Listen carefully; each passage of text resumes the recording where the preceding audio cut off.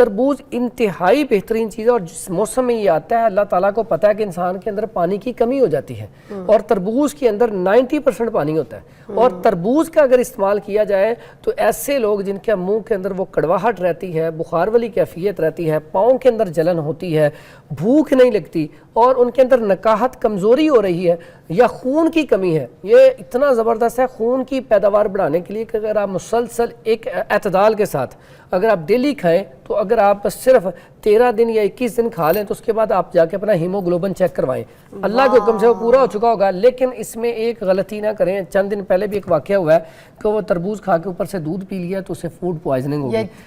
یا چاول کھا لیے، یا پانی پی لیا، یا کولڈ ڈرنک پی لی، ایسا بالکل نہیں کہنا۔ تربوز آلریڈی پانی والا ہے، پانی کا جیسا تربوز کھایا اس کے اوپر پانی پی لیا بھر کے بچوں کو دے دیتے ہیں، وہ واقعی نہیں کرنا غلطی سے، کیونکہ وہ پانی کچا ہوتا ہے، اس کے ساتھ مل کے وہ ڈائریا پیدا کرتا ہے، ہیضہ ہو جاتا ہے، تو اس لیے اس کے کھانے کا طریقہ بس دھیان سے کھائیں۔ موسم آ گیا اس کے بارے میں خربوزہ اتنا کمال کا ہے، ایسے افراد جن کو نا کڈنی میں سٹون ہے خاص کر کے ان کے لیے، اور ایسے پیشنٹ جن کا کریٹینائن اور یوریا بڑھا ہوا ہے ایسے پیشنٹ کے لیے، پھر ایسے پیشنٹ جن کے جگر کے اندر سوزش بہت زیادہ ہے ایسے پیشنٹ کے لیے، یا ایسے پیشنٹ جن کو کانسٹیپیشن بہت زیادہ رہتی ہے،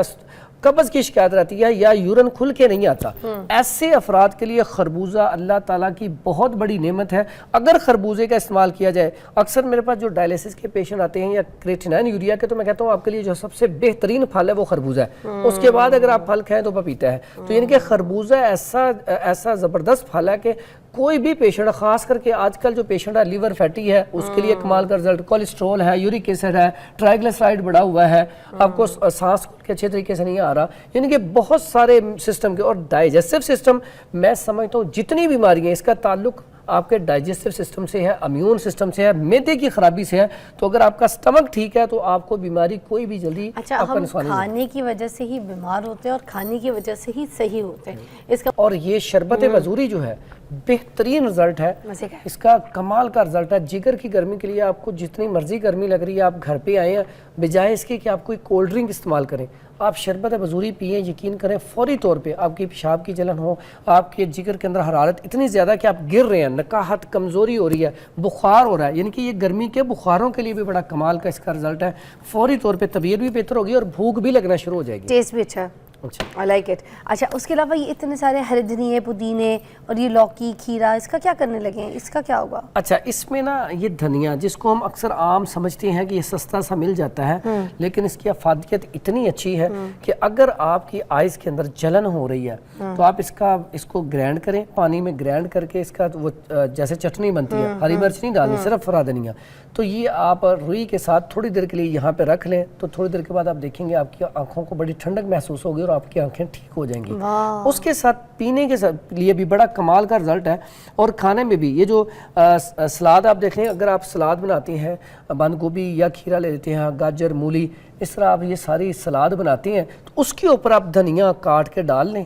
ایسے افراد جن کے جگر کے اندر بہت زیادہ حرارت ہے، ایسی سلاد وہ دوپہر کے ٹائم کھائیں، سالن وغیرہ نہ کھائیں، تو ایسی سلاد سے فوری طور پہ اس کی طبیعت ٹھیک ہونا شروع ہو جائے گی، اور چند دن میں بھوک بھی ٹھیک ہو جائے گی، جو منہ کڑوا رہتا ہے وہ بھی ٹھیک ہو جائے گا۔ اس کی تاثیر ٹھنڈی ہوتی ہے۔ ہاں جی، اکثر آپ نے دیکھا پہلے لوگ جب سبزی بناتے تھے تو دھنیا لازمی ڈالتے تھے، جب بھی گوشت وغیرہ بنانا ہے جو ایسی گرم چیز، تو کیونکہ وہ اس سے اعتدال پہ آ جائے۔ تو اگر کسی کے جگر میں اگر گرمی ہو گئی ہے اور کسی کو ایسی زیادہ حرارت ہے تو کیا دھنیے کو گرائنڈ کر کے یا اس کا گرائنڈ کر کے اس کا جوس بنا کے بلینڈ کر کے پیا جا سکتا ہے؟ بالکل، اس کے لیے اگر آپ دھنیے کے ساتھ ساتھ نا آپ یہ دھنیا تھوڑا سا لیں، اس کے ساتھ یہ پودینہ لیں، ایک گلاس کے لیے بتا دیں۔ ہاں جی، ایک گلاس کے لیے تھوڑا تھوڑا لیں، اور یہ لیمن اس کے اندر تھوڑا سا نچوڑ کے میٹھا اس کو آپ گڑ کے ساتھ، گڑ یعنی کہ شکر جو دیسی شکر ہے یا گڑ کو کوٹ لیں، اس سے میٹھا کر کے پئیں، یقین کریں جیسے آپ کے اندر اے سی لگ جاتا ہے ایسی پوزیشن ہوگی، یعنی کہ اتنی ٹھنڈک پہنچائے گا کہ جو لوگ اب کولڈ ڈرنک پیتے ہیں بڑی ٹھنڈی ٹھنڈی جسم کو سکون دینے کے لیے، یا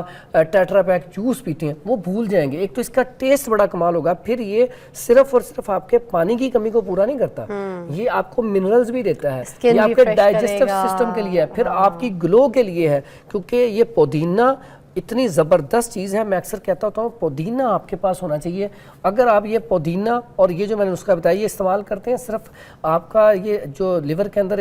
آپ کے گرمی آ رہے وہی نہیں کنٹرول ہوگی, بلکہ لیور جو فیٹی ہے نا وہ بھی نیچے آنا شروع ہو جائے گا, آپ کو دل کا اٹیک نہیں ہوگا. پھر تو یہ جو چٹنی ہم لوگ استعمال کرتے ہیں اس میں صرف ہری مرچیں ڈالتے ہیں, ایک ایڈیشن یہی ہے, تھوڑا کوئی پیاز وغیرہ بھی ڈال لیتے ہیں. تو مجھے یہ بتائیں پھر چٹنی کا بھی تو وہی کام کرے گا, چٹنی پی رہے ہیں تو پھر اگر ہم یہ نہیں پی رہے ہاں جی تو بھی صحیح ہے؟ نہیں, چٹنی میں اگر آپ کا لیور فیٹی ہے تو پھر آپ لہسن 50 گرام لے لیں, ادرک 50 گرام لے لیں, انار دانہ 50 گرام لے لیں, اور پودینہ لے لیں 50 گرام, اور اس میں تھوڑی سی کالی مرچ ڈال لیں. پھر تو یہ liver fatty, cholesterol, uric acid اس کا بہترین علاج ہے. ٹھیک ہے, اور آپ کی فیٹ کو کم کرتا ہے, آپ کے ویٹ کو کم کرتا ہے. لیکن اگر آپ کے اندر صرف SGOT SCPT بڑھے ہوئے ہیں تو پھر آپ قطعاً اس میں لہسن, ادرک اور وہ چیزیں نہیں ڈالیں گے. صرف اور صرف آپ دھنیا لیں گے اور یہ پودینہ لیں گے, اور اس کے ساتھ یہ اس کا وہ پانی بنا کے, پانی کا طریقہ بھی بڑا سادہ ہے صاحب, بلینڈر میں تھوڑا سا یہ